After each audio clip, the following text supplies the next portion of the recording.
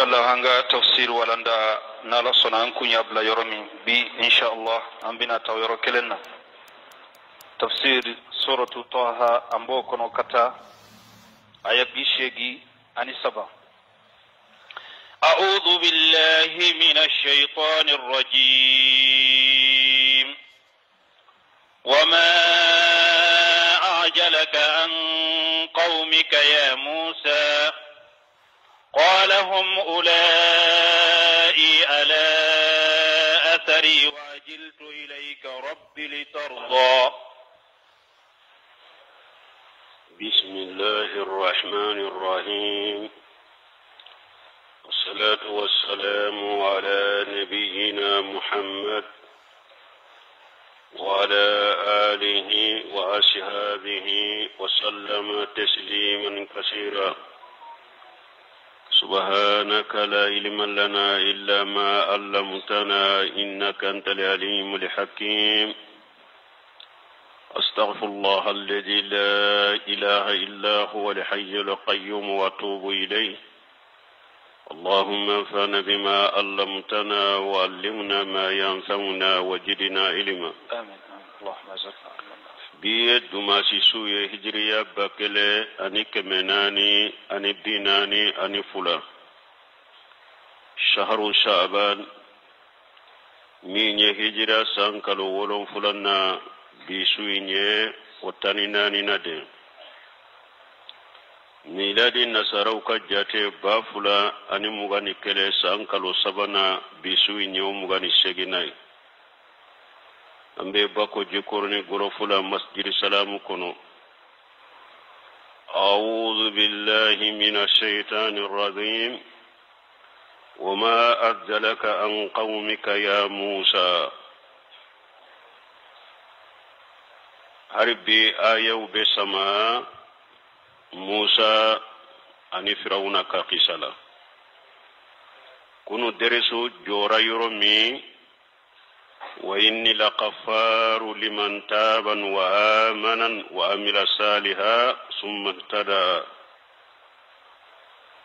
قرآن بنيون تفسير ده مغتاما نوكوما نيني على الصصوية نيني حراموية نيني جنوبوية وبافو إن الله غفور رحيم. جنادو alayya fa masala alayhi na masade me qur'ana be nyogon tafsiri de alaka yafa anaka hinna akaya fa chama be jonye ni aya de ya je yanye wa inni laqafaru liman taba ala ko alayya fa chama tigiye mogode de min be tubi de ni bi ka junubu la be tubi ka bola ne ya fa chama tigiye ka to tigide ma me mogo min be duume junubu kadu o doy be komi ebe mokebe alala de katilunke keni alay donc mogo ku janto o yorola alay ya fa masay alay hinna masay me alaka ya fana ka hinna be tubu bagawde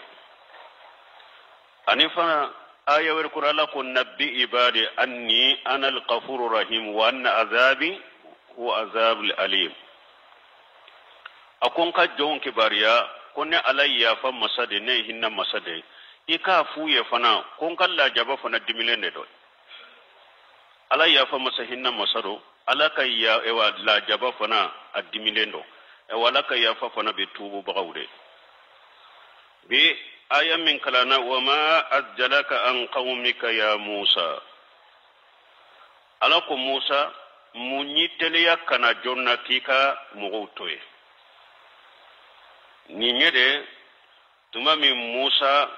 ani barisarlanka utara Firauna na ka jama halakilen kofe alako Musa ni aka banisarlanka kana turisina ka kulula abe Musa kuma nyogonya ka kitabu dama Musa nu utato oyoro lade Musa ya senteliya ka jama toto akofe ka Firauna ka Haruna bila abalimake Haruna ako ka ken kanno na bilay jamaina ka tonko fe jamaina inu kana ne yere bin senteliya kata aunye tuma min musa nana ala kuma ya yoro lade ala ko musa ma munna i teliya kana ki ka mogo to kofe qala musa ko hum ulai ala asri akon tigi ala kan mogo nunu ubun no ube kofe kana ubaka kin no mina kana ubin kofe kana wa ajjalitu ilayka rabbi litarda ntigi ala ne yere yin teliya kana ima puru ka in ijende nyine puru be se ka jenkoro chogo miki je nyini wodi ato ne teliya kana ima me uben kofe kana nu manjaw ubin kofe kana musa yin info ala e قال فإنا قد فتنا قومك من بعدك وأضلهم السامري tuma musa tara ya soro ala ye tile 30 de duma tile 30 ko kofi abe musa kuma nyogonya ala sagira ka tile 10 faraka akera tile 4 ye musa tale kaka mugo to uye munke fatau ala qaumin yakifuna ala asnami lahum unana mugo dola ubake kaboli do bato قالوا يا موسى أجل لنا إله كما لهم آلهة وكم موسى باتو فينك أنفناو يانكا باتو كم نونو باتو فين بوية چوغم وباكي كباتو قال إنكم قوم تجهلون موسى كوا كمغو ما كون كمغو يجاهلوا يدي إن هؤلاء متبروا ما هم فيه وباطل ما كانوا يعملون نونو فلي ube boli bato minna ube alawere bato minna ube minna bu halakide ube munna fana bara do bara minna ciyaleno o batilu makanu ya maluna ubake ka bara minke bara ciyalende dole musa na ka mo temina ni chogode la anu temina ni mbori bato la wala wiyen ni nyina fa akwa wiye jahilu dede nunumbe ko minna bu halakide abu ka bara ciyalendo fana uni musa temina nunu na de musa ya sentele ya katala ka kuma nyogonyo yorola uye munke qala uye kala qala fa inna qad fatanna qaumaka min ba'dika awa alako musa ma eyi kam mo to ikofe koni ko gunno ubi kofe kana menne ala nyi kam mo la jarabi kofe de nyu la jarabi ikofe وَأَضَلَّهُمُ سامري فيلها سامري أيك مغو أيو فيل بو سامري فيل تقومي على يربنا فو آيان ناتونا فرجع موسى إلى قومه غضبان آسفا قال يا قوم ألم يعدكم ربكم وعدا حسنا أفطال عليكم الأهد أم أردتم أن يحل عليكم غضب من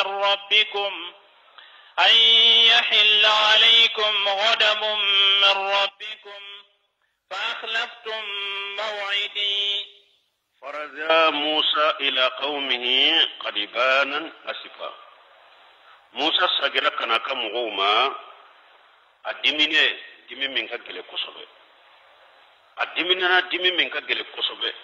قال يا قومي موسى كونك مغو أولم يئدكم ربكم وعدا حسنا يا لو تجي على ما الله دون من دي أوما وا أيت لبي سبدي أوما ko kofi katile tan fara katile binani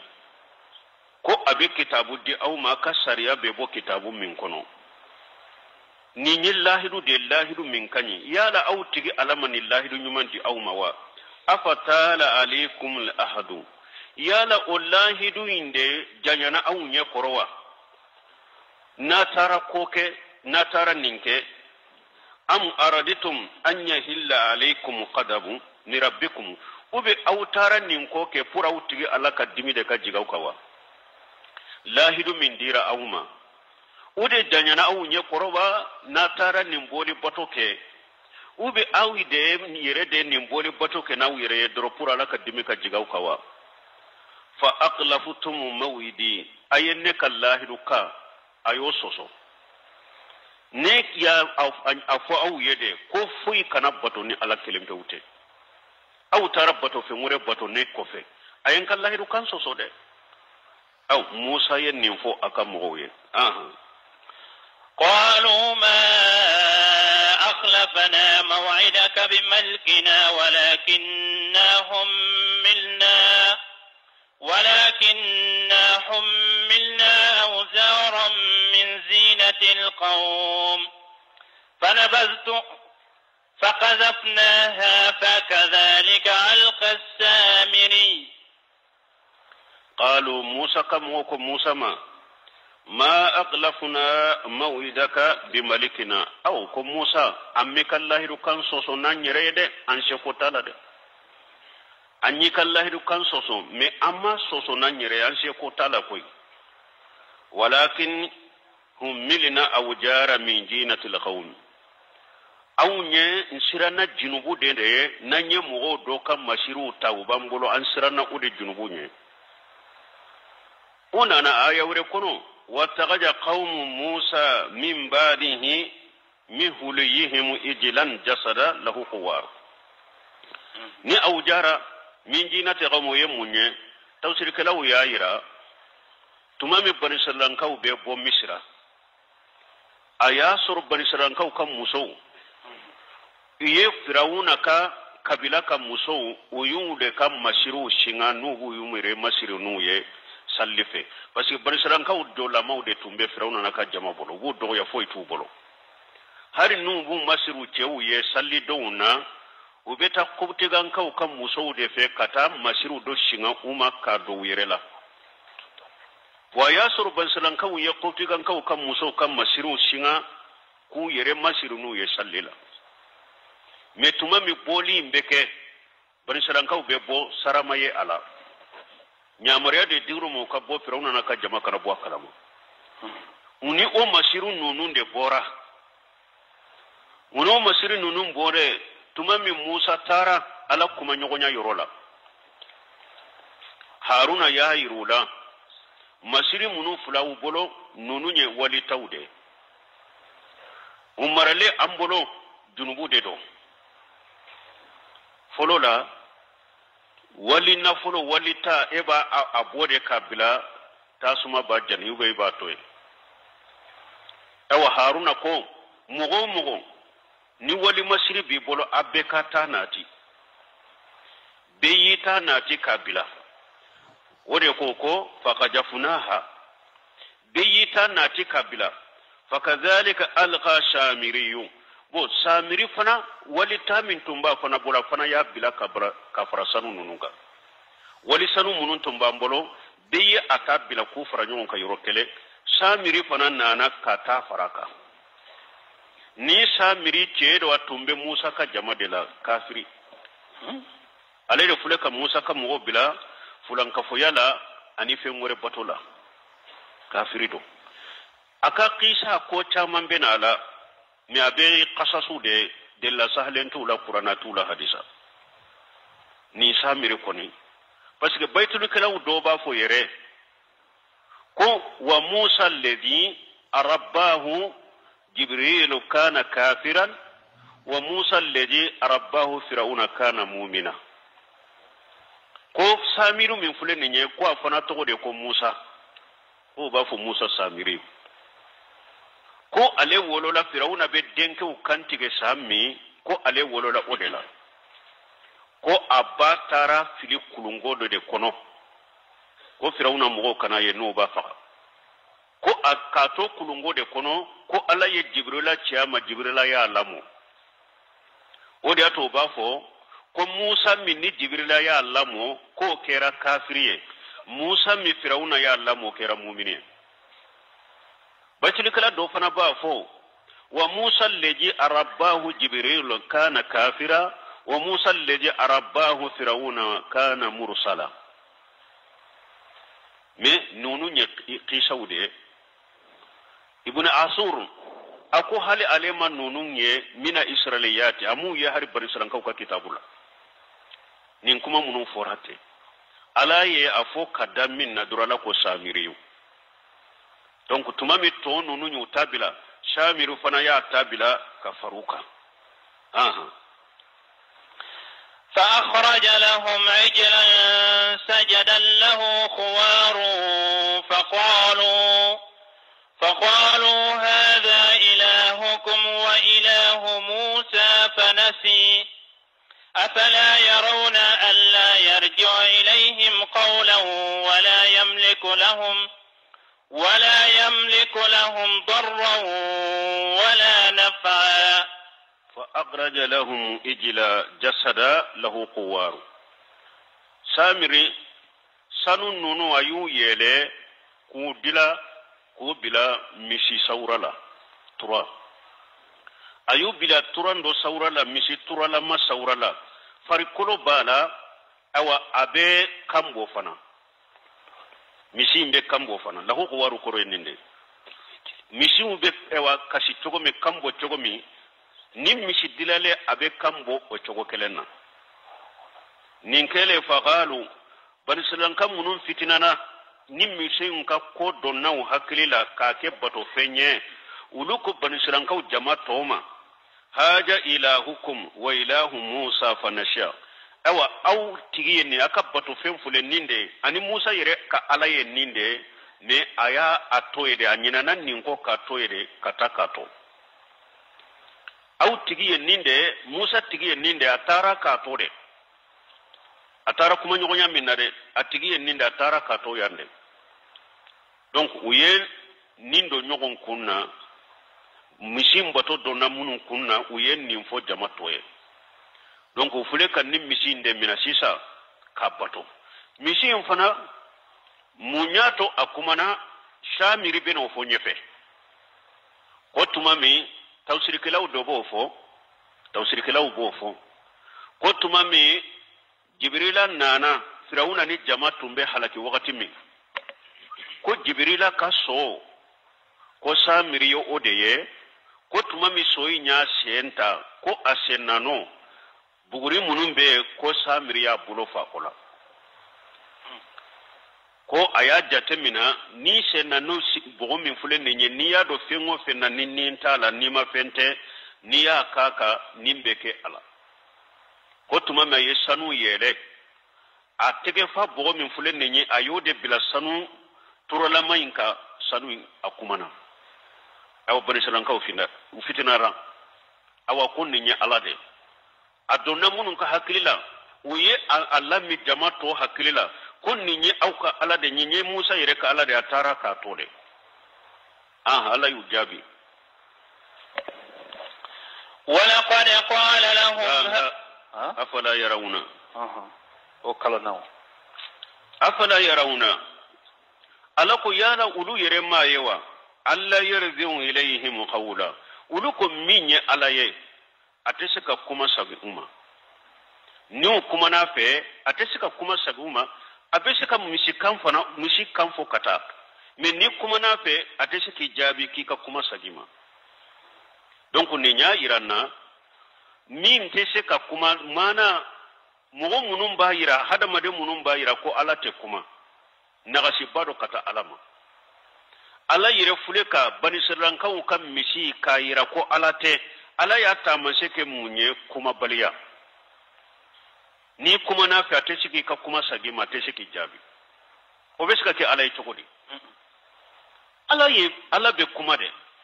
ki nyamariya ki bali ni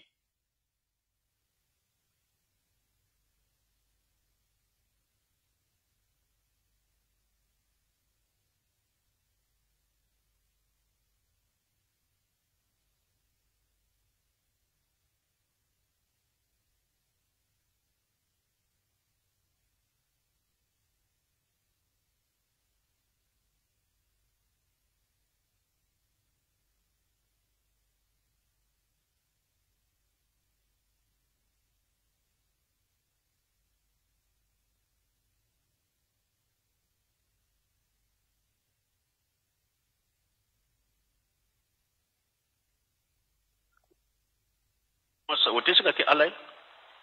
donc donc silama manto munu abu boloko ala te kuma uka hakili soro nagashi bade kata alama ni ala te kuma nyamara libe ke cogodi bali libe ke cogodi nagashi bele bele bade do kuma baliya bato fe minte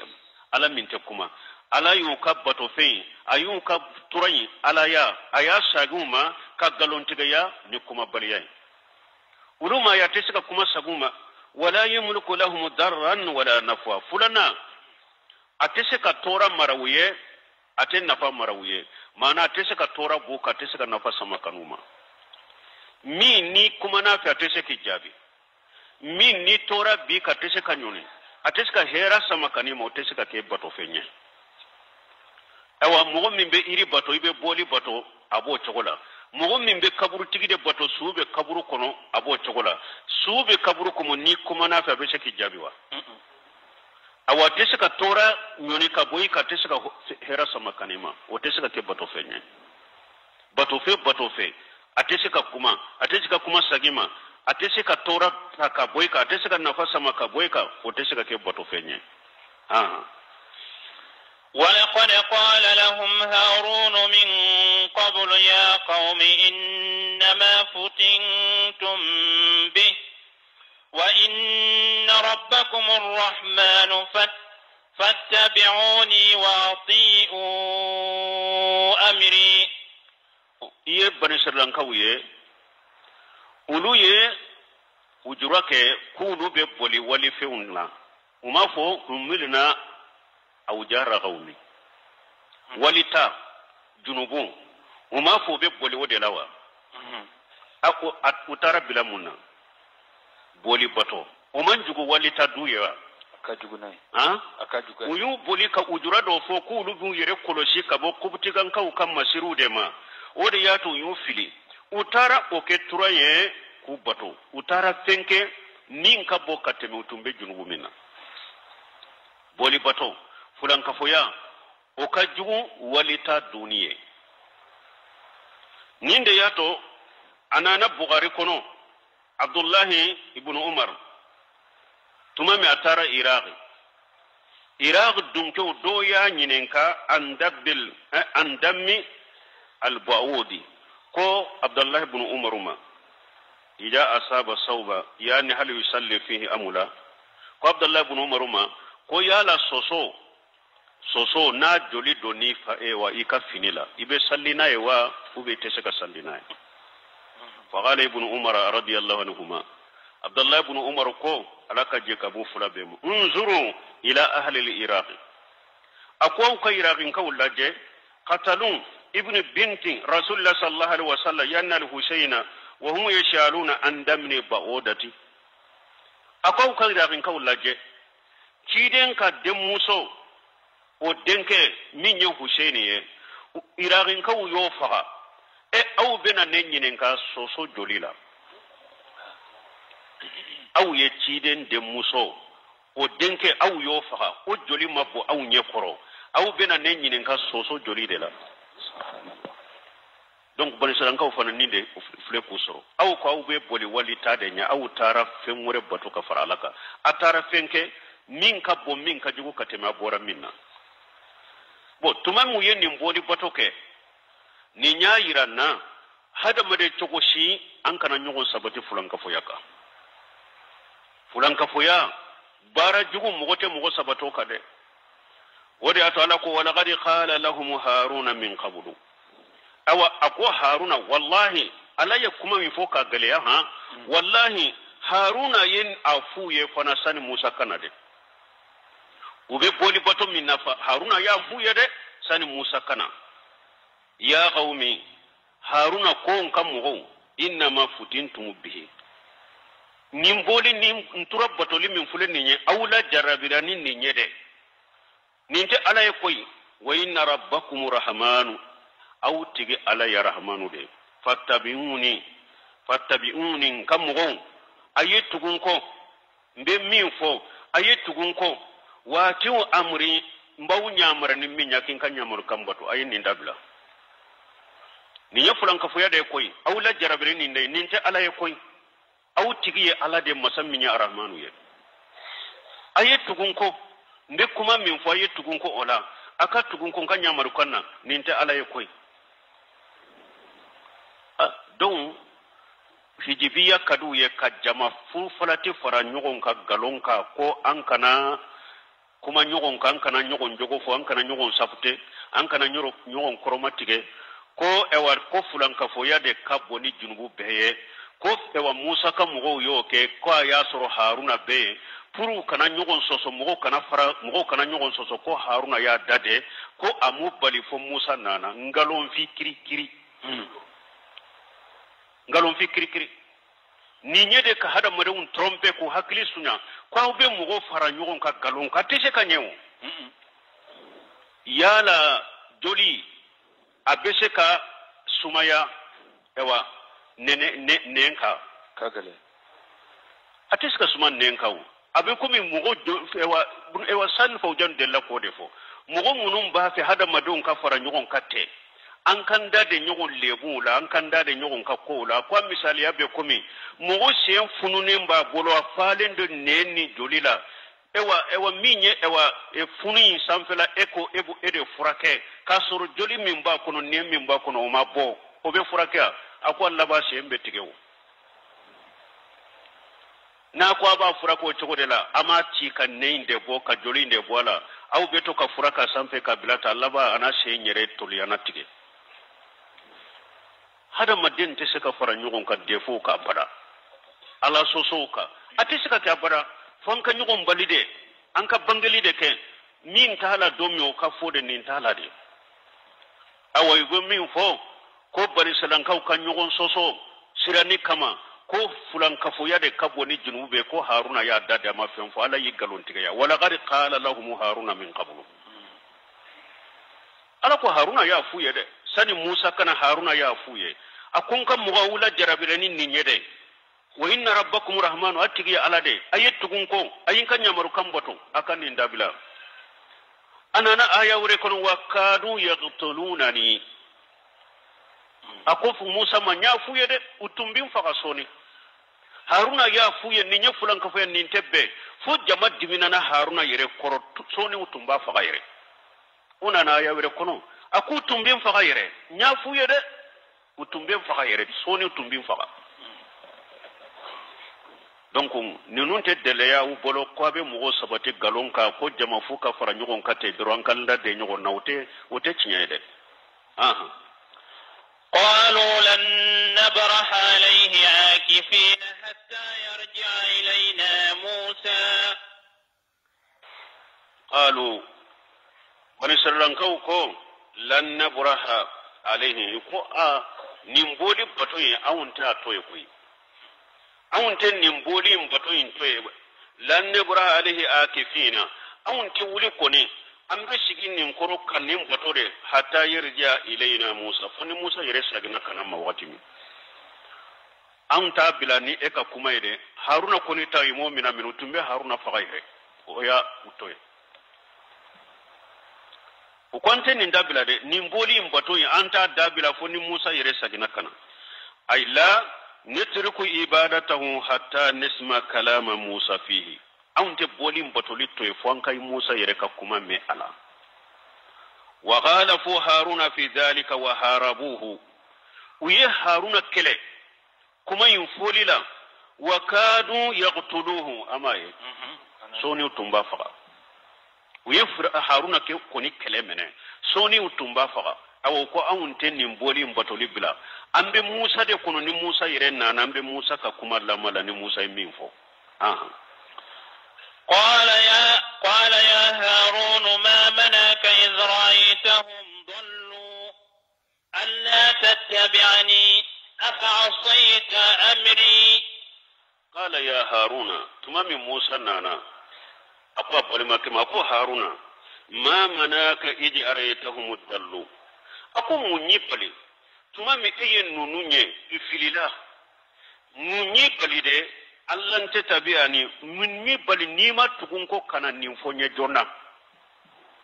munai mana nofe kana ninfonya jona munyi bali mana kana ninfonye afa sayta amuri e fana kan nyamar kan soso dewa parce que ne yimbila ne ebila nununa ki ko ka kenne kan nona bilaye i ka dilali de ke fen kana cinya nyana ya nyodi fuye donc e yere ye mugo ye fulana fara alaka munay matugun ko kana nofe kana nin fonye donc nyi nyamare kamin fuye ko i ka ke dilali kele jamain chela cinyali kana ke kitoye i ka nyamare kan sosola dewa parce que nin kere mana fonne aye ni fo haruna aha قال يا ابن أم لا تأخذ بلحيتي ولا براسي إني خشيت أن تقول فرقت بين بني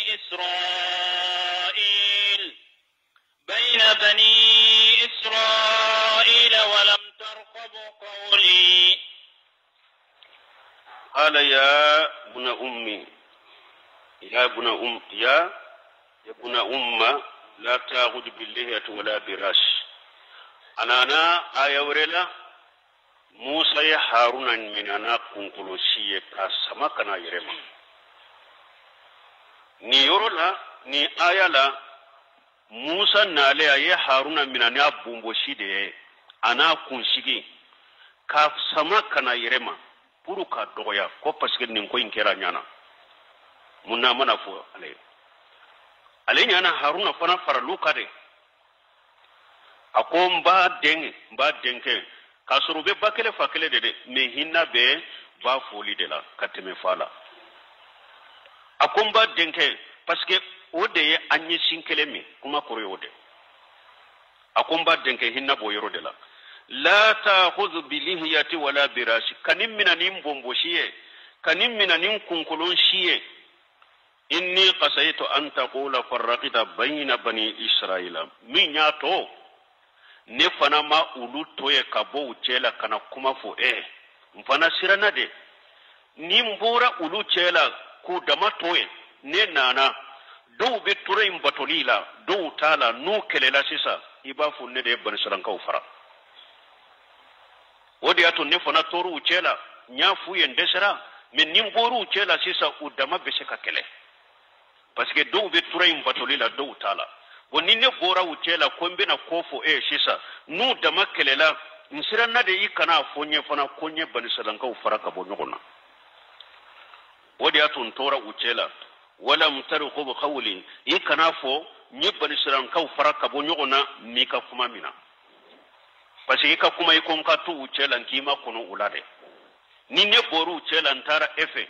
ukelela ufarala mfana sirana de ikana fo nyibani siran kaw fara mika kuma mina donc odo ya to ne toru uchela ya bal masanan ka temeni rola ndella ka fo ko minye Mahmud Lamin Shinkiti aka kitabu adwaul bayan jijun nanina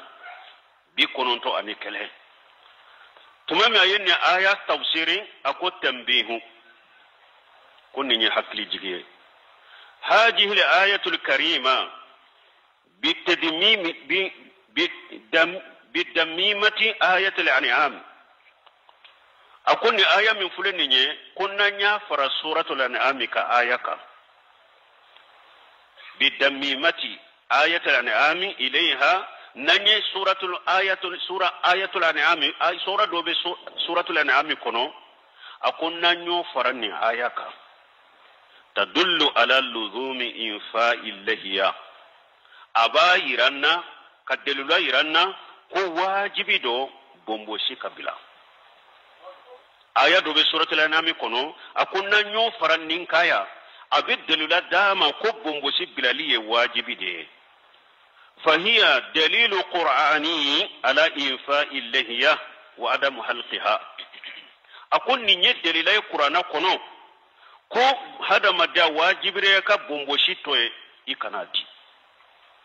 wa ayatul an'am majkuratu hiya qawluhu ta'ala ako alay surat ayatul an'am suratul an'am ka ayami na yafo o ya ayat jumaye ومن ذريته داود وسليمان وأيوب ويوسف وموسى وهارون كتا ألك كما لبا أولئك الذين هدى الله فبهداهم اقتدي سورة الأنعام يكون على من نبي نمو جاتيوا أو أكون نبي نمو نونو وبي كندا شرم من كده أفناك أولو لدغي سورة الأنعام موفوا kun nabi nyima tumbe kanda siram min kan fana ka tugu ko bon ni suratul anam ko nabi nyima tumbe kanda siram min kan an ka tugu ka kanda sirako afule ya bombosi de tumbe haruna la bombosi dilate abe munyirana bombosi katoy akune ninye dalila ya qur'ana kono ko bombosi be toyede bon mbaka kuma usurunya atara nyefe aqul la ta'khudh bilihiyati li'annahu law kana haliga lama arada an aquhu al-akhdh bilihiyatihi akunna yasru haruna tunye bombosi dilade ko abalma ken tunta la nyine ka minani bombosi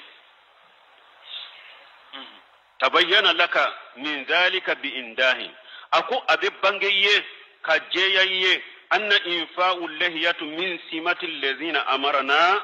bihi fil qur'an al-azim ko bombosi bilali ko qur'ana ya nyamariya ko an katugu mogo munun ko qur'ana banya nyamariya kan katugu tide munun ko bombosi bilatunye u kam mankutude bombosi bilatunyu kam mankutude wa annahu kana shimatu rusulil kiram salawatullahi wa salamu alaihim kunni aya bangiranna ko alaka cidin alaka kishi boka ne alaka tanuni ko bombosi bilatunyu kalla danu kam mankutude wal ajabu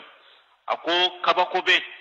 min alladhina masaqati damairihim ako kabakobe mugo kakibare mugo munu nudu sukun tusira wa admahala jawquhum liman yaneneli kaddu sukun kono o bora e pew hatta saru yafirruna min sifati jukuriyati ko fo labana minye cheya mankuto ibo boli onye ko kabakobe mugo kibare ala de munu dusukun tusira liman yaddamu dogoyara udusukun kono kus ewa cheya yere kam mankuto lube boli onye de ani cheya ka korta ila qanusatin al-anusatu ube boli cheya kam mankuto yada ani cheya fana ka bonyala kata musoyama wayumsaluna bi wujuhihim bi haliqi azgharihim ku ube misali yalike ku ka bomboshi udin weta sabbahuna bin nisai katun uyere bonko nyogonya muso ufe haisu yuhawaluna liqada ala ajam li furuq li hishiya bayna adh-dhakar wal unsa ku balla nyini kadankari ala ye faranfan shab belebele ba mindi cheni musol ni nyogonche ko femmi beke sabo ke cheni muso bo nyogon nade ko ulu ba fe kadankari odela oye jumaye wa huwa al-lihiya bomboshi alaye bomboshi de ke damfara berebele bay di franci berebere cheni muso ni nyogonche ku ulu ba ke kadankari ola ko ubo boye pew wa qad kana sallallahu alaihi wasallam kasul lihiya ako ciren tun nye mogoye aka bomboshi tun kacade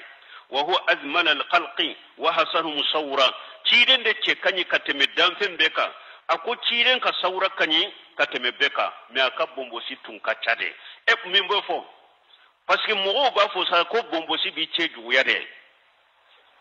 ako ciren ka bomboshi tun kacade me atun ce kanyi kateme damfen beka a saura kanyi kateme beka me aka bomboshi tun kacha bomboshi chayalite mogo ka saurao bomboshi yere hakili be mogo minna limaniya bila sariya ka adabu ibado ni mogo minya ka bomboshi di abikinya koroko minu ye saga ka gerun tige ka bola de abiche juguya de bomboshi di bi che juguya yere de kiden ka bomboshi tun kacha me atun che kanyi aka saura che kanyi kateme beka ويرزال الذين أخذوا كنوز كسرى وقيصر دل كان نinde fo awye ako ce mununye kisra kan na folota ka qaisara kan na folota wadanat lahum masariq al ardi wa magharibaha dugu kulu e watile bi ani atile bonyoro na be kololan wuye nu ya be mara laysa fihi muhaliqun bombo ci dilata wulula bombo ci dilatula kisira kan na folo ce munun tara kisira mina ka kan na folo ta kananai madina ce munun tara kaisara kan na folo ta kananai madina ni tinya tilebina korobe kololu yewu ya be soro bombo si dila tuntula adiwal bayan limamul lamini sinkati ali de fule kanonu fo kisira aya soro ciden ka wakati da jamana belebele ba min fula tumbe ni forso bala teleche wu bolo nin kombe kisra ne kaisara misaliya fo awu yesisa abi komi namba fo amerique ni france awu bolo sisa kisra tumbe ciden ne kaisara tumbe ciden tilela sebo tilela abi komi ni amba fo amerique ni france ni forso bula kele minan bu bolo me sebo yu to odela bolo lan kolo de katan kisra kata se uma ko kanna folota kanana kata se kaisara ma ko kanna folota kanai bombo si dila kelentula bombo si de be kelekea awun ka jamana ufuleke ni koni kera finitige doro abe sariya kono ka be di ka boy e don na gouvernement bara la doro fo bombo si be ka bombo si de be barake wa ka ke kumi sisa koni bombo si bila de te se ka barake la hawla wala quwwata illa billah e hada maden yere be se ka ala soso tugodi ni e be fanga soro ebe sika la soro sogo ko la bi edeme bo mo site kele kede bo fo mo ko nin famu che munu nye che uye nu ye e wajinya fantanani nu ya ke silama dugo ko mi nyafo chogomi ukatilela Espagne nunu France nunu Chine nunu nimbetu nye silama dugo ye witunye nimbemina ka beke silama jamanai bombo si bila tula abetu nye bombo sitigide ayo de fo akon nerjun Allah an yarana li wa ikhwanana almu'minina li haqqa wa yarzuquna itibahu ga ko aleba ajigin alafe annan ka balima nunu ko mu'min annan ka balima mu'minin nunu ko alaka cinya iranna kafunin da ya cinyaye alaka ngarjage cinya batolila wal batila wa yarzuquna istinabahu alaka galon fana iranna konni nye galonye alaka ngaraja ganka nyere kurusama ako amal ahadithun nabawiyya dallat ala infa'u lahiya falasna bihajati la dhikriha ako min hadisan munun nana kanya mariya ko bumbushi kabila ko alete se ko wulu foya parce que wulu bangalende do wa kasratu rasailu wal muallafat fi jalika ako irisala chama letri chama doni ke ba wu letri chama de sebe bombosi bilaka ako doni ke ba wu kitabu chama de wallahi bombosi bilalika ko har ne ale mo de lawfo me ale yetembihu ke ya doro ki hakili jigi ya doro ko bombosi bila delila bi har qur'an la nyini yo ode awa majahbin nari alhamdulillah majahbin nani mbebbe naka an tafaqa ayyimatul arba ala anna haliqil lahyan muharram ala tahrim haliqil lahya majahbin nani mbebbe naka ko bombosi dili haramu de majahbin nani mbe ubebbe na bombosi ko ni dili haramu yalika manyo so la yere donc ala ka hakimande dama kalimuna dama ni bombosi ubebbla de la qur'ana kono bombosi be bilade de la hadisa salen kono bombosi be bilade bombosi dili e haramu de mbalimo awa difference bere ba minni ala ya abila cieni musoni nyogon cewe bombosi de ala kan kisi kantanga ka hakli man dama kalimuna dama kalanya siranya dama me jamana un ko de ni ko sugu be kwankanda de minni be de la folo kwanka be na ube nan nun ko sugu ka betan mun beke abiska munke mo be se kala soso ko de ko ibe fenke alaka hatman de dama aha ambe continue dresuka qala fama khatubuka ya samiri qala basartu bima lam yubsiru bihi faqabattu qabdatan min athar ar-rasul فنبذتها فكذلك سولت لي نفسي mami haruna yenni fo musa bena aya werela mami musa ya do ko haruna kumana mo nunu fi adesheru la de soni utumbi fa ay ala deli ala ikaya fa neni balimake haruna ikaya fa ma musa ya do yemmin ke haruna la ay qatawke ja haruna no taala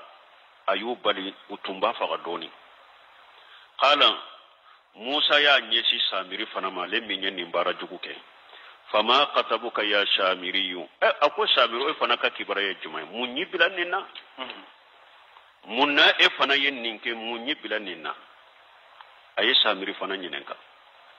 donc nimbela har bi mo ba fo ko bari selanka so sori siranye kama ko ye har fulanka fo ya sabati ha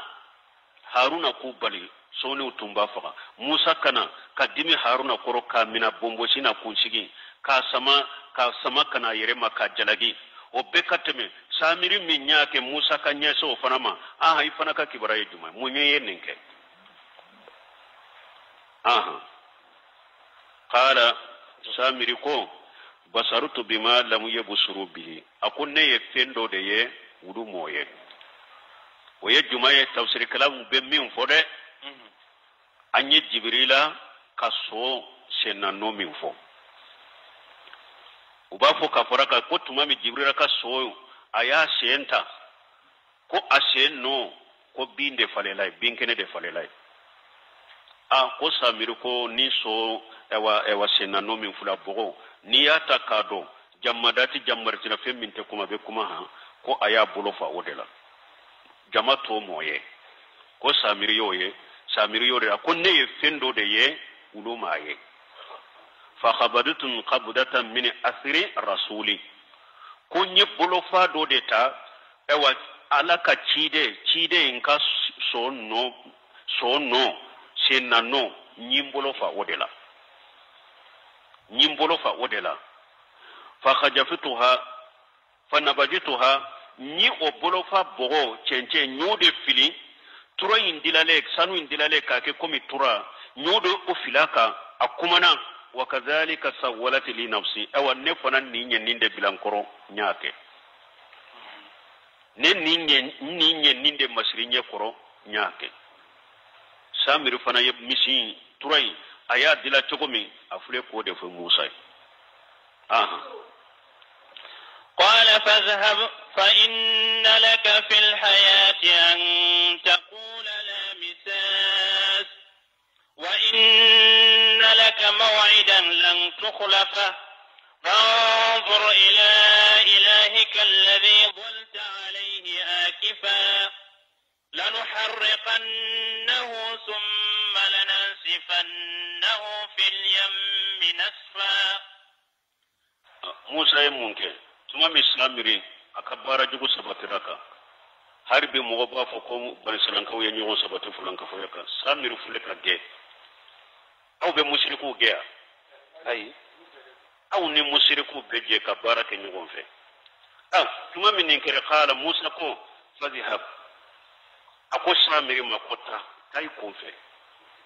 fa inna laka fil hayati e ka bonche la fe wikati ko fe abi eyi kanyana ya kono janga kata dobi ye kanyana ko ye jumaye anta qula la misasa ika fo mo ye konne kanyana ya to jiya be kono te maga mo la mo te magana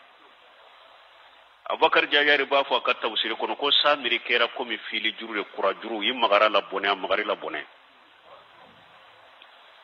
yi magara la ijara amagari la ijara samiri kera ode aba kunfe jiafe atem maga mogola mogote magala aba kunfe akanyana maya kono muna tumami ale magara bogoina ka bogoin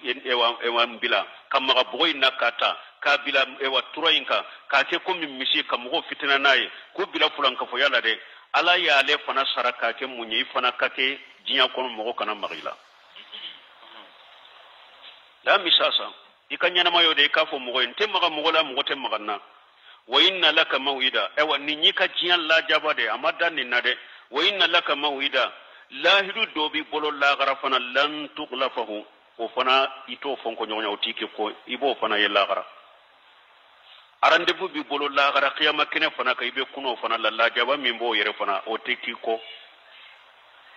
ito fana fonko nyonya qiyama fana ibena qiyama fana kala jaba ibo fana ye samiri gena bonchela tani yere ikunfe mogote magalaite magamola ni nyika jiyan la jabay e walla garata arande mu dobi bolo ala fe fana la gara fana tala ito fana fonko nyonya wotike ko de woteke iko ni la gara fana arande mu mindire may ka kunu na no fana sera ibe kunu qiyama kene fana ka la gara la jaba min binye bo fana soro la jaba fula foray o bolen ko feksani kata wa anzuru ila ilahika ikabbato fin la jefolomba ke chomi nyana folo sani kata ninte ton chelaw ikabbato fin la jembe o ke chomi unzuru ila ilahika lajelike katika alama lajelike katika bato femma alladhi jallita alayhi akifa itumbe min kaya ka bato fana lajemba ke chokomi lanu hariqannahum ba janinya na sisa mba janini tasma inyana summa lanasifannahu fil yammi nasfan o kofi mba buguru jewndum ube suru baji no fe sisa mba janinya na ka buguru je suru baji no fe nyana sisa Musa ya samiri ka alai aya jani anyana buguru je ku suru baji fe kata Allahu akbar ayere genna bato fe mboro wucela haribi aw be galo na yare an kan da de nyogo na de an kan maku nyogo na de an kana nyogo njogo fo de an kana nyogo nkroma tige de kana nyogo nkroma tige ha ube udo ba fo yahuda fula ukoro nasara fula ukoro jo bato law be kafiru ye munna aw jere islam da mo be nyogo na bay wa kerche fule folo yahuda fule nasara fule kafiru fule silamu yere cela mo munu nyere be silamu yere cela nu banna ka cinya mina ulu ka jugu yahuda ni nasara yo parce que yahuda ni nasara doni ke ba ko famu